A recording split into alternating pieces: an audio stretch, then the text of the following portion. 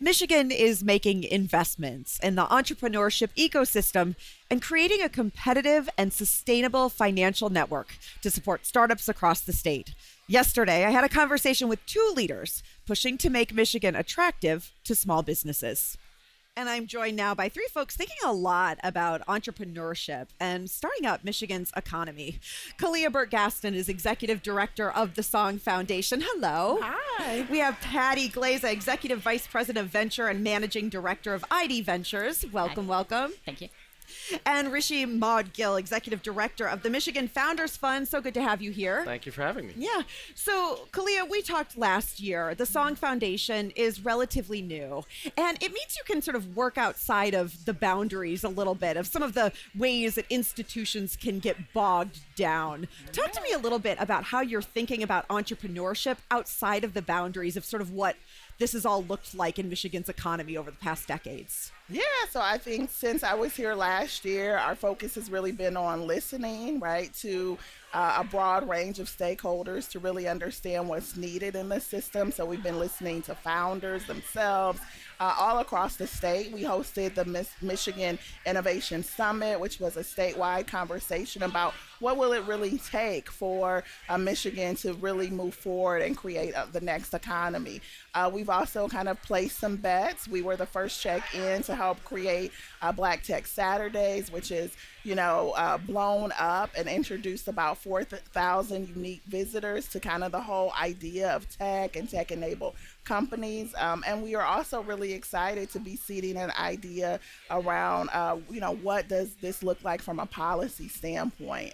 So it's been a really, really busy year. But we're excited. We've created a lot of momentum with partners like Patti, and now so excited to have Rishi at the Michigan Founders Fund and to build on the work that they've been doing as well. So, let's talk about Rishi. You just started the Michigan Founders Fund. The fund's vision is that, quote, Michigan is the most successful, inclusive, and community-minded ecosystem in the country for high-growth founders, reflective of the state's demographics. How do we get there? Well, a number of ways. So the first thing that's really important for us is creating a space that are founders for founders, right? Mm-hmm. Our entrepreneurs are doing so much in our communities and in business. And so Michigan Founders Fund are focused on both elements.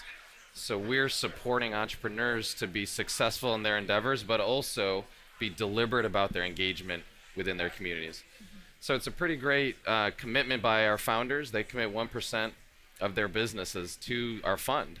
And then through our fund, we focus on the different issues that affect us throughout the state. So we're really intent on making sure that everyone has an opportunity, all demographics. We're focused on high growth founders. These are ones who are going to launch, grow, build businesses right here in Michigan that drive our economy, that create a lot of jobs, and we want everyone to be part of that. So that's what we're focused on. So I want to dig in again because I really don't want this to get lost. That these are folks who basically, in order to be able to work together with you, have to say 1% of our equity. That's right. That's right. We have a really unique model which says for our founders that to participate directly in our community, that they'll have skin in the game. And they're happy to do that because these are Michigan entrepreneurs who love being here. And we talk about a commitment with purpose. And that means they love contributing to the places that they're in, to the people that they work with, or to the planet and the environment around them. And so all of our founders have those types of charges with them. And so we work together with them to ensure, there's a connective tissue, that there's support around founders, supporting founders in the various paths that, they have to go through to try to be a success. Mm-hmm. Patti, Invest Detroit is pushing now for the Michigan Innovation Fund in Lansing. First, just describe what it is, how it would work. Sure, absolutely. So we've talked about, the coming together of the ecosystem and the collaboration that's really been happening a lot with the Song Foundation support. One of the clear needs, and this has been for the past decades, right, is really making sure founders have the capital they need at the very earliest stages in order to execute on their businesses.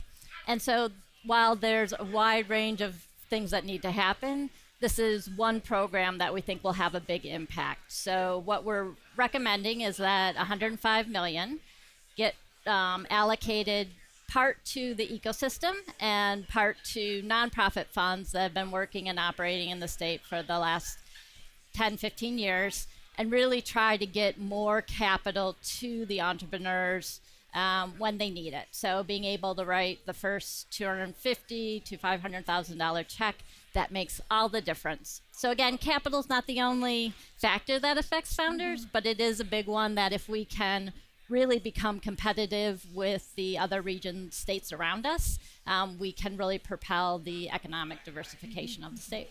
We're talking a lot about imagining possibilities here at Detroit PBS in the future. I mean, I'm sort of curious if each of you just sort of had a blank check, I mean, like Magic World, again, thinking, what would this state, do you think, look like if access to capital wasn't an issue? And I'm not talking about just endless dollars to do whatever, but like I keep hearing that it's a barrier. What are we as Michiganders or a nation or even the world missing out on from some of these creators and founders? Khalilah, I'm going to start with you. Yeah, I mean, it's not just about investment in their companies. It's also about investment in the communities, right? So you think about things like regional transit or public transportation, affordable housing, green space. Those are things that founders care about, and that's why certain cities, even like Columbus, Ohio, right, is the fastest growing city in America, and that's to me just crazy, right? Ohio, but they made some critical investments in infrastructure that help to attract the entrepreneurs and the startups that we need here in Michigan. I think we also need to kind of reimagine traditional economic development. It isn't always now about the tax break that you're giving to the company. You know, we lost the Amazon HQ bid, but put together a $4 billion package. And the package that they got in Virginia was less than that, but they also promised critical infrastructure investments to make communities attractive, and that's what we need to do. It's not just capital to the entrepreneur, it's reinvesting in our cities and our communities here in Michigan. Rishi, I'm curious because, and Patti, we're going to get to you to talk about some of this is state dollars. Yeah. You don't have to be so beholden to getting lawmakers on board or getting budgets signed like that. So maybe the magic wand is a little easier for you. What do you think the possibilities would look like? Well, I think there's a few things. The first is that we have the talent in the state. We have incredible businesses. We have incredible ideas that are being pursued right now. And we don't do as good a job telling our stories and our stories of our entrepreneurs and the communities and the ways they're giving back. So I think that's part of it. We have to talk more about the incredible success stories that we do have in the state. And then also, again, creating that bridge to underserved entrepreneurs. A lot of the capital challenges that we have are because whether it's women, people of color who don't have traditional access to some of these dollars, those are markets untapped. That doesn't mean we don't have the businesses, the opportunities. We just need to get them capital, a few other things for their businesses to take off. And so, we're fully focused on what our founders are telling us, and certainly early stage capital is a key thing that will help unlock a lot of this.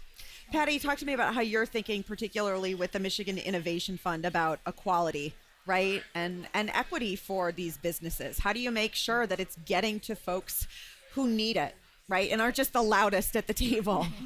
Yeah, no, you have to have a belief that all entrepreneurs, no matter where they come from, have the capacity to create great companies, high quality jobs, and they are. The talent, as Rishi mentioned, is incredible here in the state. And so the funds that are part of the Michigan Innovation Fund have a really strong track record of building teams that are out in the communities. So you have to be participating in these different sectors to say, hey, where are there entrepreneurs that haven't had the same access to the venture capital network or to that early stage funding? So I think all of the funds involved have invested. I think we're all at about over 50% of our investments have been in women, people of color, under served areas. So really, but you have to be intentional. And if you're not thinking about where are these founders originally at and go find them and help them get trust and build those relationships, because taking capital can be scary for some folks. So it's really getting in early, building relationships, building trust, and really hopefully being mindful of making sure thinking about all entrepreneurs in the state, not just a select few. Well, you three, thank you so much for the time and talking with us today. Thank you so much. Bye-bye.